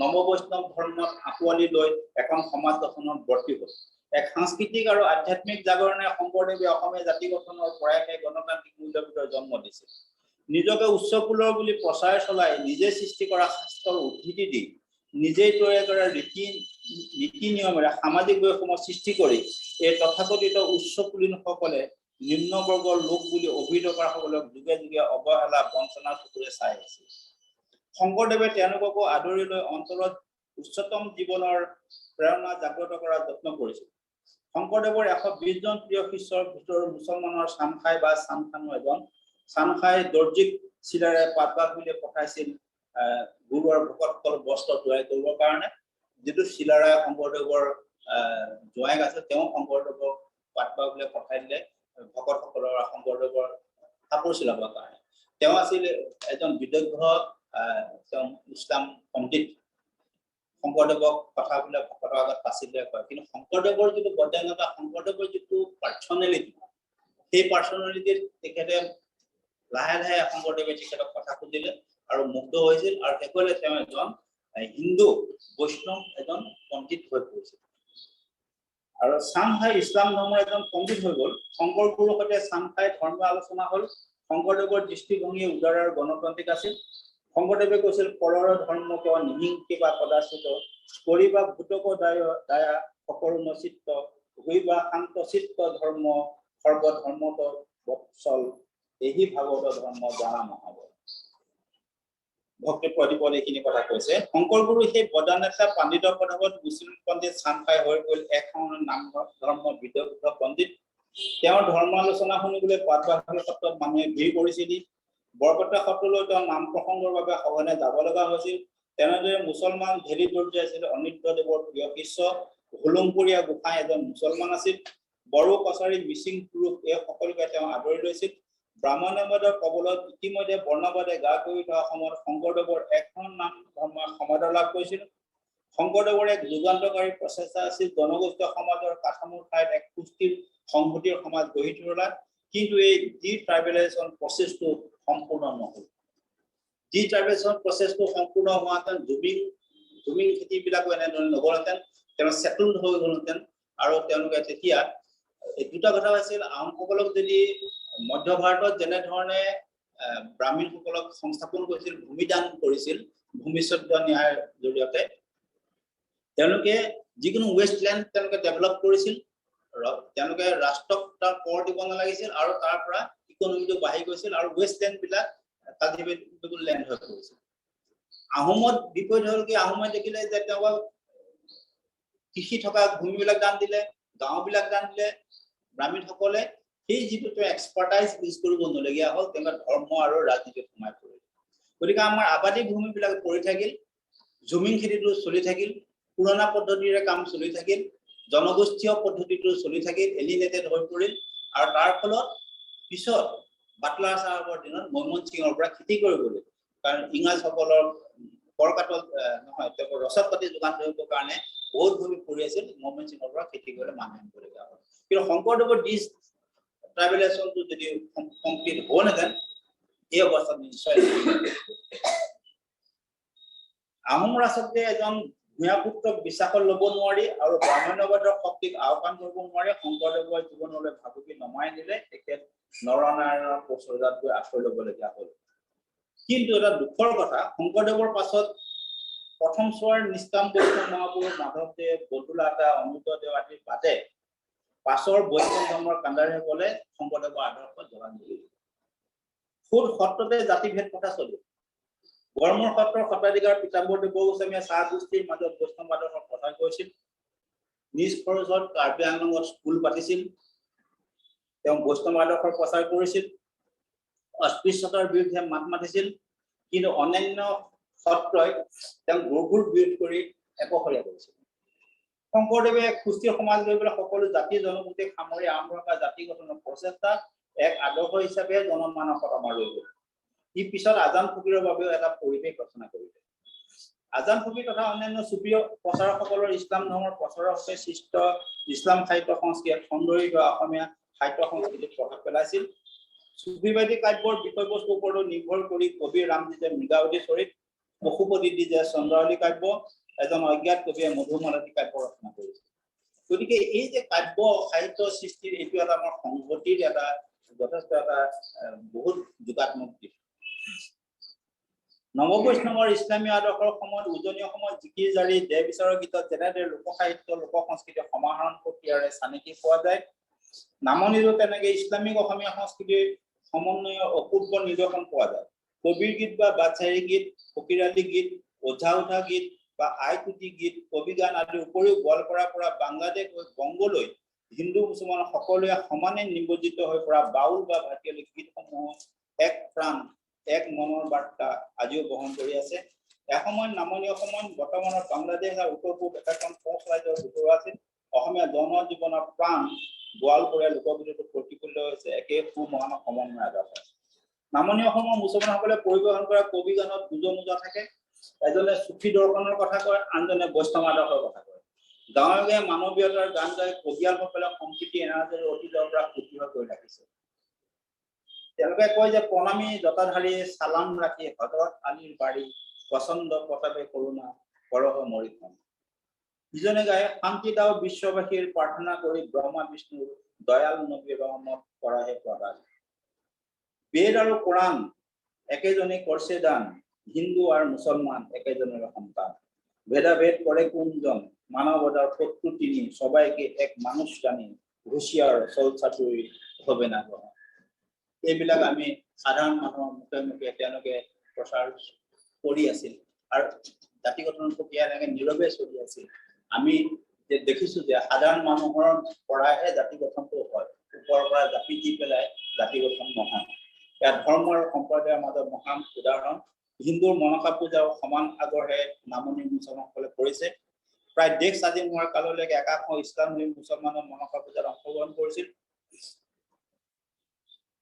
আমি কবিয়ে জাগৰণৰ সময়ত গীত গাওঁতে মৰিয়া মৰাইনেও সামৰি লোৱা একান্ত আৱশ্যক বুলি বিবেচনা কৰিবলৈ যেন বাধ্য হৈছিল। কাৰণ আমি এতিয়া দেখিছো যে অসমতো ইছলাম নামে একাংশ মুছলমানে মনসা পূজাৰ প্ৰতি আগ্ৰহ দেখুৱাইছিল আৰু ওজাপালি দল গঠন কৰি নৃত্য গীত পৰিৱেশন কৰিছিল।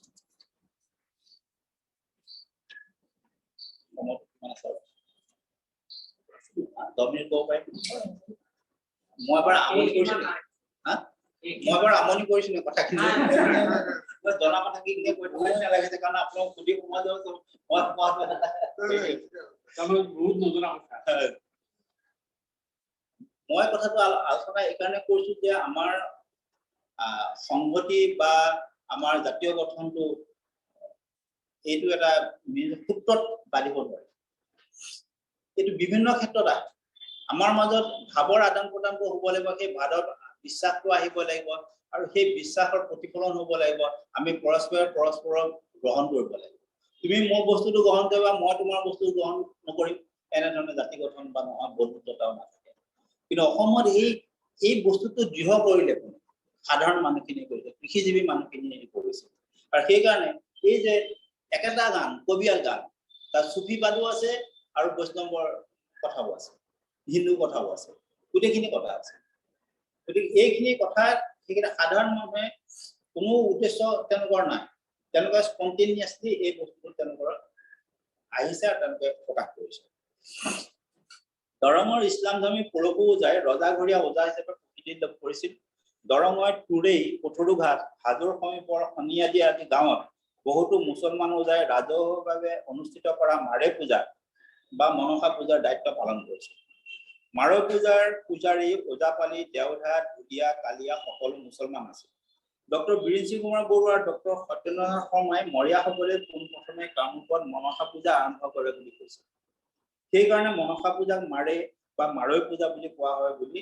বহুতো পণ্ডিতে মত প্ৰকাশ কৰিছে সমাজৰ সংহতি আৰু জাতি গঠন প্ৰক্ৰিয়াত সামাজিক সাংস্কৃতিক অনুষ্ঠানসমূহৰ গুৰুত্ব অপৰিসীম ধৰ্মৰ ঠেকবন্দীৰ পৰা মুকলি হৈ নামনি অসমৰ হিন্দু মুছলমানেও উমৈহতীয়া সংস্কৃতিৰ গঢ় দিছিল দৰঙৰ চেৰাঠেক ব্যাস আৰু সুকন্নামী ওজাপালিৰ ঠেক বা ৰাগৰ প্ৰভাৱত ইছলামীয় পৰিৱেশ সৃষ্টি হোৱা এবিধ অনন্য আৰু অনুপম পৰিবেশ অনুষ্ঠান মুছলমানসকলৰ খৰিয়ালী গীতত হিন্দু মহিলা নামৰ সুৰ আৰু বিয়া গোৱা ওজাপালি গীতৰ ঠাঁচ পোৱা যায় কামৰূপৰ মুছলমানসকলে গোৱা বিয়া নামতো এই একে ভাৱৰ প্ৰতিফলন হয় এটা বিয়া নাম এনেধৰণৰ আছিল মই সুৰটো কোৱা নাই শব্দবিলাক কৈছো ও বাপুৱে কান্দে দয়াই দয়াই মায়ে কান্দে কিয়া যদি মাৰ দয়া হয় দিম বুলিবা কিয়া এইটো এনেধৰণে কৰিছিল মনসা কাব্যত যেনেকৈ মৰিয়া মৰিয়ানী উল্লেখ আছে মনসা কাব্যত মৰিয়া মৰিয়ানী উল্লেখ আছে সুকবি নাৰায়ণ দেৱে পদ্ম পুৰাণত কাৰবালাৰ হুছেইন হাছানৰ কৰুণ কাহিনী সন্নিৱিষ্ট কৰিছে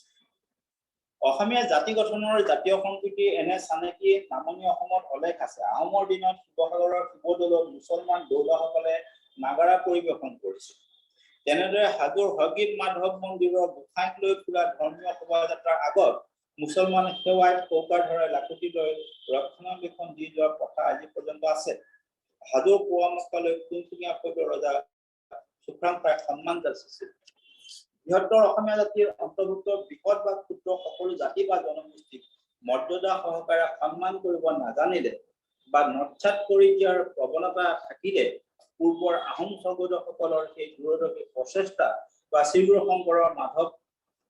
শংকৰ মাধৱৰ দৰ্শন আৰু সপোন পথলৈ যাব নামনি অসমৰ মুছলমানসকলৰ বৃহত্তৰ অসমীয়া জাতি গঠনত এনে এক সবল ভূমিকা নীৰৱে গ্ৰহণ কৰি আহিছে এনে এক অৰ্ধ জনজাতীয় অসমীয়া সমাজে নানা যুদ্ধগৃহৰ মাজত এক সৰল জীৱন অতিবাহিত কৰাৰ পাছত মানৰ আক্ৰমণ আৰু অত্যাচাৰত থৰকাচুটি হেৰুৱা ইষ্ট ইণ্ডিয়া কোম্পানীৰ দখলত সকাহ পাইছিল ব্ৰিটিছৰ শাসনৰ ফলত সৃষ্ট হোৱা অসমীয়া মধ্যবিত্তই অসমীয়া জাতি আৰু জাতীয়তাবাদৰ পুনৰ্জন্ম কৰে আমি আহোমৰ পাছত ব্ৰিটিছে সৃষ্টি কৰা অসমৰ ভৌগোলিক ৰাজনৈতিক মানচিত্ৰখন চাওঁ 1824 চনত প্ৰথম এংলো বাৰ্মিজ যুদ্ধৰ পাছত অসম ইংৰাজৰ হাতলৈ আহে আৰু জ্ঞানদৱ সন্ধি 1826 ৰ ফলশ্ৰুতিত 1826 চনৰ 14 ফেব্ৰুৱাৰীৰ পৰা অসমক ব্ৰহ্মদেশে ইংৰাজৰ হাতত চঞ্জাই দিয়ে ব্ৰিটিছ উপনিবেশ শাসনৰ কালছোৱাত অৰ্থাৎ 1826 ৰ পৰা 1947 চনলৈ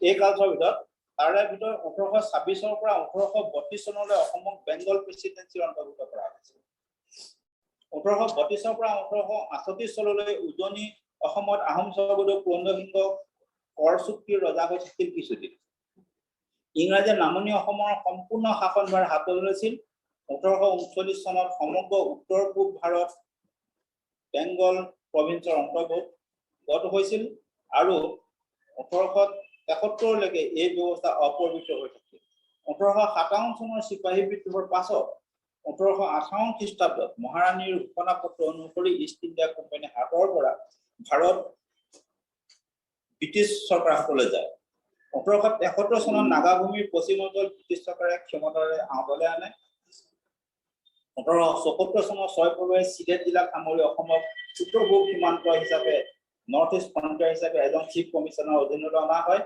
নন ৰেগুলেশ্যন প্ৰভিন্স হিচাপে খাচী জয়ন্তীয়া গাৰো পাহাৰ নাগা পাহাৰ গোৱালপাৰা চিলেট কাছাৰ অসমত অন্তৰ্ভুক্ত কৰি কোন বাদ দিয়া 1905 চনত পূৰ্ববংগ আৰু অসম প্ৰদেশ হিচাপে আৰু 1912 চনত পুনৰ গঠন কৰি অসমক সম্পূৰ্ণ সুকীয়া প্ৰভিন্স বুলি ঘোষণা কৰা হ'ল। ভাৰত বিভাজিত হোৱাৰ আগলৈকে চিলেট অসমৰ অন্তৰ্ভুক্ত হৈ আছিল। ভাৰতে স্বাধীনতা লাভ কৰাৰ সময়ৰ পৰা 1963 চনলৈ গঠিত থকা অবিভক্ত অসমৰ ছবিয়ে বৰ অসম হিচাপে আজিও আমাৰ মন পৰক। গভৰ্ণমেণ্ট অফ ইণ্ডিয়া এক্ট 1919 অনুসৰি মন্টেগু চেমছফোৰ্ড সংশোধনৰ দ্বৈত শাসন ব্যৱস্থা অসমত প্ৰৱৰ্তন হ'ল। সেই অনুসৰি অসমৰ বিধান পৰিষদৰ পৰিসৰ বৃদ্ধিৰে কেইটামান দায়িত্ব যেনে শিক্ষা, স্বাস্থ্য, কৃষি আৰু স্থানীয় স্বায়ত্তশাসন নিৰ্বাচিত মন্ত্ৰীৰ হাতত অৰ্পণ কৰা হৈছিল। ছাৰ সৈয়দ ছাদুল্লাহ 1924 চনৰ পৰা 34 লৈ অসমৰ শিক্ষা আৰু কৃষি দায়িত্বত আছিল। এই গভৰ্ণমেণ্ট অফ ইণ্ডিয়া একমতে 108 জনলৈ বিধান পৰিষদৰ সদস্য বৃদ্ধি কৰি প্ৰাদেশিক স্বতন্ত্ৰতা প্ৰদান কৰা হ'ল। 1937 চনৰ অসম বিধানসভাৰ নিৰ্বাচনত 38খন আসনৰে ভাৰতীয় জাতীয় কংগ্ৰেছে সংখ্যাগৰিষ্ঠতা লাভ কৰিছিল যদিও চৰকাৰ গঠন কৰিব নোৱাৰাত মুছলিম লীগৰ নেতা ছাৰ সৈয়দ ছাদুল্লাহক চৰকাৰ গঠনৰ বাবে আহ্বান জনোৱা হ'ল। ছাদুল্লাহ চৰকাৰে 1938 চনৰ ছেপ্টেম্বৰ মাহত পদত্যাগ কৰাত কংগ্ৰেছে চৰকাৰ গঠন নকৰাৰ পূৰ্বৰ সিদ্ধান্ত বাতিল কৰাত গভৰ্ণৰ ছাৰ ৰবাৰ্ট নেল উইলিটে গোপীনাথ বৰদলৈক চৰকাৰ গঠনৰ বাবে আহ্বান জনায়। বৰদলৈ কেবিনেটতে ফখৰুদ্দিন আলী আহমেদক অন্তৰ্ভুক্ত কৰা হৈছিল। 1939 চনত কংগ্ৰেছৰ সকলো মন্ত্ৰীয়ে পদত্যাগ কৰাত পুনৰ ছাৰ ছাদুল্লাহে মন্ত্ৰী পৰিষদ গঠন কৰে। 1946 চনলৈকে মাজত 24 ডিচেম্বৰ 1941 পৰা 24 আগষ্ট 1942 গভৰ্ণৰ শাসন কৰাৰ বাহিৰে অসমৰ প্ৰিমিয়াৰ হৈ আছিল ছাৰ ছাদুল্লাহ। 1946 চনৰ মাৰ্চৰ পৰা জুলাইলৈ নগাপাহাৰকে ধৰি অসমৰ কিছু অংশ, মণিপুৰৰ কিছু অংশ জাপানী সৈন্যৰ দখলত আছিল। 1946 চনত প্ৰাদেশিক বিধানমণ্ডলীৰ নিৰ্বাচনত জাতীয় কংগ্ৰেছে সংখ্যাগৰিষ্ঠতা লাভ কৰে আৰু বৰদলৈ পুনৰ প্ৰিমিয়াৰ হয়। 1946 চনৰ 1 এপ্ৰিলত অসমে স্বায়ত্তশাসন ব্যৱস্থা লাভ কৰে। 1947 চনৰ 15 তাৰিখে অসম স্বাধীন ভাৰত ৰাষ্ট্ৰ অন্তৰ্ভুক্ত হ'ল। অসম বুলি ক'লে আমাৰ মনলৈ এক নিশ্চিত ভৌগোলিক ছবি ভাঙি আহে। অসমৰ ৰাজনৈতিক মানচিত্ৰখনে কেইবাবাৰো খণ্ডিত হৈ সংকুচিত হৈ বেলেগ ৰূপ গ্ৰহণ কৰি আহিছে। মাজে মাজে একাংশ লোকে সংকুচিত অসমক পুনৰ ভাগ কৰি নতুন ভৌগোলিক সীমা নিৰ্ধাৰণৰ নতুন ৰাজ্যৰ সৃষ্টিৰ বাবে জনমত গঢ়িবৰ যত্ন কৰিছে। বিচ্ছিন্নতাবাদৰ ঢৌ তুলিছে। সন্ত্ৰাসবাদী কাৰ্যৰে প্ৰশাসন বা চৰকাৰক বাধ্য কৰিব প্ৰয়াসত লিপ্ত হৈছে। এনেকুৱা অসমৰ জাতি গঠনৰ বিষয়টো বৰ্তমান প্ৰাধান্য পাইছে। আগতে কৈ আহিছিল যে অসমীয়া মধ্যবিত্তই অসমীয়া জাতি আৰু জাতীয়তাবাদৰ পূৰ্ণ জন্ম দিব। এক শক্তিশালী আদৰ্শ জাতিৰ কল্পনা। বেনেডিক্ট এণ্ডাৰছনে কল্পনাৰ জাতি বুলি যাক অভিহিত কৰিছে। এণ্ডাৰছনৰ কল্পনাৰ জাতি আধুনিক যুগৰ সৃষ্টি। বিশেষকৈ মুদ্ৰণ পুঁজিবাদ, প্ৰিণ্ট কেপিটেলিজমৰ দৰে মাধ্যম বা হাতিয়াৰৰ দ্বাৰা ই প্ৰভাৱিত। এণ্ডাৰছনৰ মতে পুৰুষানুক্ৰমে চলি অহা ৰাজতন্ত্ৰৰ অৱসানৰ বাবে হোৱা আন্দোলন পুঁজিবাদ তথা মুদ্ৰণ সংবাদ পুঁজিবাদ, প্ৰিণ্টিং প্ৰেছ কেপিটেলিজমৰ বিকাশ আৰু মাতৃভাষাৰ গুৰুত্ব সকলোবোৰ ঔদ্যোগিক বিপ্লৱৰ লগে লগে আৰম্ভ হৈছিল আৰু এইদৰে কল্পনাৰ জাতীয়তাবাদ ধাৰণাৰ মুখ্য হাতিয়াৰ হৈ পৰিছিল। প্ৰিণ্টিং প্ৰেছ কেপিটেলিজমৰ সৈতে অৱধাৰিতভাৱে বৰ্তমান সংযোগ হ'ল অন্যান্য ইলেক্ট্ৰনিক মাধ্যমসমূহ। এই এণ্ডাৰছনে জাতি এটাক সামাজিকভাৱে বিভিন্ন সামাজিক কাৰকৰ দ্বাৰা সৃষ্ট বুলিছে।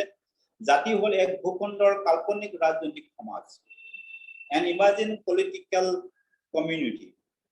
এক ক্ষুদ্ৰ কাল্পনিক ৰাজনৈতিক সমাজতো বহুতে বহুতক চিনি নাপায় বাবে তেওঁলোকে কিছুমান সামূহিক সমানতা মানসিক বন্ধনৰ ছবি মনত অংকিত হয়।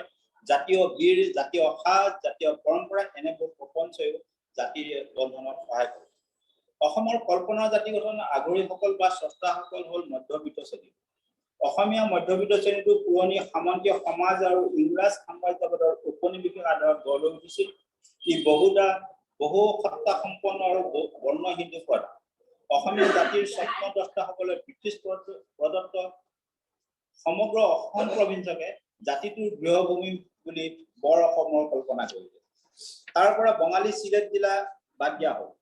খাচী আৰু জয়ন্তীয়া পাহাৰ, গাৰো পাহাৰ জিলা, নগা পাহাৰ, দুচাই পাহাৰ, বৰ্তমান মিজোৰাম, উত্তৰ পূব সীমান্ত অঞ্চল বা নেফা, অৰুণাচল সামৰি লৈছিল।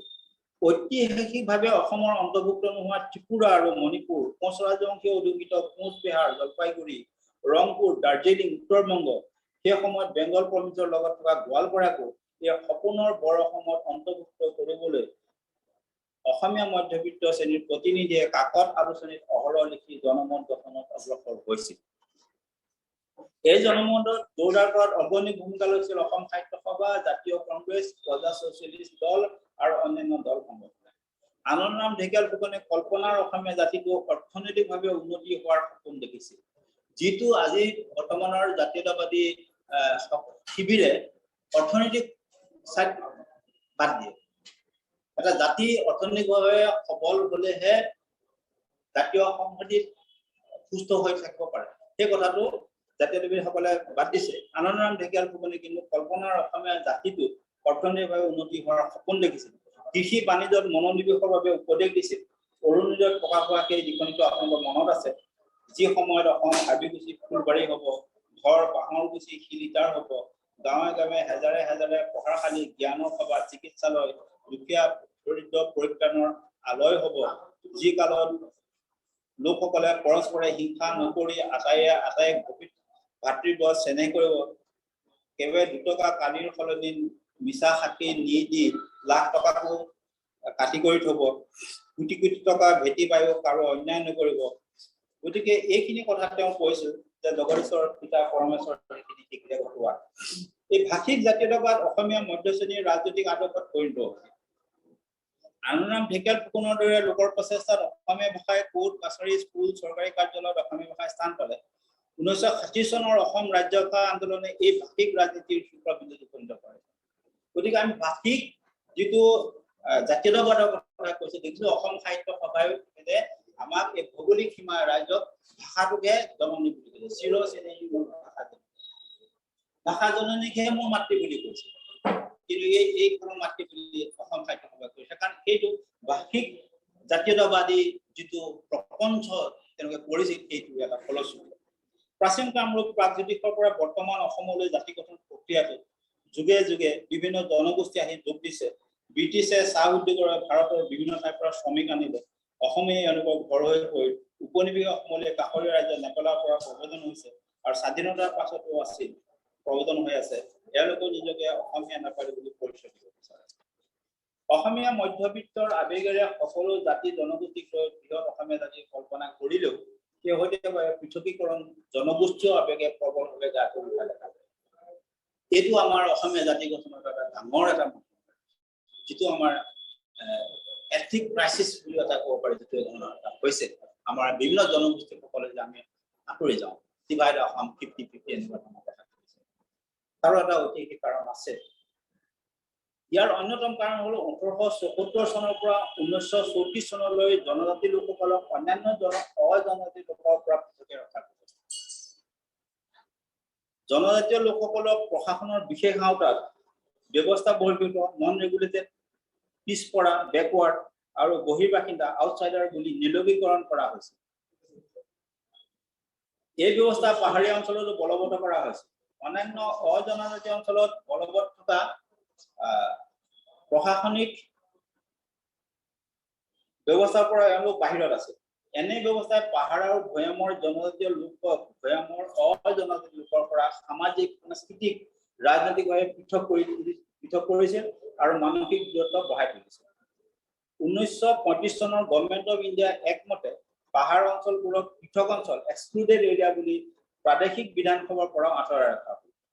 গতিকে এই বিধানৰ যিটো আইন কৰিলে ইয়াৰ ফলশ্ৰুতিবিলাক হ'ল যে পূৰ্বে থকা সামূহিক প্ৰশাসনৰ পৰা আঁতৰ কৰি ৰখা জাতি জনজাতিৰ মাজত থকা ঐক্য সংহতি ব্যাহত।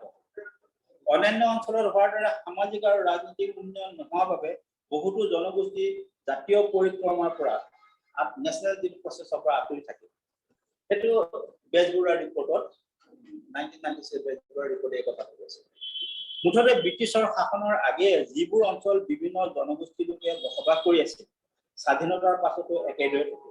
এনে বৈষম্যতাই লাহে লাহে জনগোষ্ঠীয় চিন্তা চেতনাত পৃথকীকৰণে উন্নয়নৰ একমাত্ৰ পথ বুলি ধাৰণা জন্ম দিলে আৰু বেলেগ ৰাজ্যৰো দাবী উত্থাপিত কৰি তুলিলে। গতিকে সমগ্ৰ উত্তৰ পূৰ্বাঞ্চলতে গা কৰি উঠা সন্ত্ৰাসবাদী দলসমূহ এনে আৱেগিক দাবীৰ বাবে সাধাৰণ জনতাৰ সমৰ্থন লাভ কৰিলে। সন্ত্ৰাসবাদী দলসমূহ আমি কাৰ্যকলাপ আমি দেখিছো যে তাত জাতীয় জীৱন তেওঁলোকে কেতিয়াবা প্ৰভাৱিত কৰিছে। সন্ত্ৰাসবাদী দলসমূহ, এই দলসমূহৰ বিশেষত্ব এনেধৰণৰ: সন্ত্ৰাসবাদী দল বনাম ৰাষ্ট্ৰ, ট্ৰাইবেল বনাম ৰাষ্ট্ৰ, ট্ৰাইবেল সন্ত্ৰাসবাদী দল বনাম ৰাষ্ট্ৰ, ট্ৰাইবেল বনাম ট্ৰাইবেল তাৰ সৰু সৰু জনগোষ্ঠী বা ডাঙৰ জনগোষ্ঠীয়ে গ্ৰাস কৰিব বিচাৰে ট্ৰাইবেল বনাম নন ট্ৰাইবেল এইটো আমাৰ জাতীয় সংস্কৃতিত এটা মাধ্যমৰ দিছে অসমত যিটো এথনিক টেৰৰিজিম আৰম্ভ হ'ল নৃগোষ্ঠীয় সন্ত্ৰাসবাদ ই সহজে গোষ্ঠীগত সহানুভূতি লাভ কৰে ই এটা গোষ্ঠীৰ লোকৰ আশা উন্নয়নৰ সপোন দেখুৱাই গোষ্ঠীগত আবেগক উমহাই দিয়া ইতিহাস বঞ্চনা গৌৰৱ আশাই ভৰাল কৰে তেওঁলোকৰ ভাষা কৃষ্টি সংস্কৃতি একেই আনহাতে সন্ত্ৰাসবাদে জন্ম দিয়া নেতৃত্বকে তেওঁলোকে জাতিটোৰ টানকতা বুলি গ্ৰহণ কৰে তেওঁলোকে যিকোনো সন্ত্ৰাসবাদ গ্ৰহণ কৰিলেও সাধাৰণ মানুহখিনিয়ে সেই কথাটো একচেপ্ট কৰে হত্যা লুণ্ঠন তেওঁলোকে কৰিলেও এক্সটৰ্চন কৰিলেও মানুহবিলাকে আমাৰ ভালৰ কাৰণে কৰিছে বুলি ভাবে গতিকে এটা নৃগোষ্ঠীয় যিটো সন্ত্ৰাসবাদ এথনিক যিটো টেৰৰিজিমটো কিন্তু আমাৰ জাতিগত প্ৰতি এটা বৃহৎ বাধা তাৰ ওপৰত আছে আমাৰ স্পন্সৰ্ড টেৰৰিজিম এই যিটো পৃষ্ঠপোষিত সন্ত্ৰাসবাদ আমি দেখিছো যে আমাৰ নৰ্থ ইষ্ট ৰিজনটোতে এটা স্পন্সৰ্ড টেৰৰিজিমৰ সংখ্যা বেছি স্পন্সৰ্ড টেৰৰিজিমৰ গ্ৰুপবিলাকৰ নৰ্থ ইষ্ট ৰিজন আমি 98% নৰ্থ ইষ্টৰ বহিৰাজ্য আমাক কৰি আছে অনলি শিলিগুৰি এই জলপাইগুৰি যিটো নেক্সট 2% অফ ইণ্ডিয়ান মানে ভূমি আছে সেইটো আমাৰ সংযুক্ত হৈছে গতিকে 98% সেকেন্ডলি 98% যেটো আমাৰ বিভিন্ন বহিৰাষ্ট্ৰৰ লগত সংযুক্ত তেওঁলোকক বেলেগ ৰাষ্ট্ৰৰ পৰাও মানে স্পন্সৰ কৰিবলৈ সহজ হয় আৰু যেটো আমি দেখিছো বিপদ মানে যেটো আমাৰ ড্ৰাগছৰ ব্যৱহাৰ এই ড্ৰাগছৰ ব্যৱহাৰ এটা স্পন্সৰশ্বিপ ব্যৱহাৰ কৰিছে পৃষ্ঠপোষিত সন্ত্ৰাসবাদ বা স্পন্সৰ্ড টেৰৰিজিমক পুঁজি যোগান ধৰে মৰাণাস্ত্ৰৰ যোগান ধৰে পৃষ্ঠপোষকসকলে উত্তৰ পূব অঞ্চলটোত 98% আন্তঃৰাষ্ট্ৰীয় সীমান্তৰে ঘেৰা বহিৰাষ্ট্ৰৰ সৈতে সন্ত্ৰাসবাদীৰ সম্পৰ্ক অতি সহজ বৰ্তমান সন্ত্ৰাসবাদ আকৌ এক উদ্যোগলৈ পৰিণত হৈছে বহুতে হঠাতে দেখিছো যে সন্ত্ৰাসবাদী দল গঠন কৰে সন্ত্ৰাসবাদ এটা ইণ্ডাষ্ট্ৰীলৈ পৰিণত হোৱা দেখা গৈছে অসমীয়া জাতি গঠন প্ৰক্ৰিয়াত সন্ত্ৰাসবাদে অধিক ক্ষতি কৰিছে শেহতীয়াকৈ পূৰ্বৰ ঠিক জাতীয়তাবাদৰ ঠাইত ধৰ্মীয় জাতীয়বাদৰ প্ৰচাৰে জাতি গঠনৰ প্ৰক্ৰিয়া আৰু ক্ষতি কৰিছে জাতি গঠনে সামাজিক প্ৰক্ৰিয়া আৰু ই নীৰৱে হৈ থাকে আৰু সাধাৰণ জনগণৰ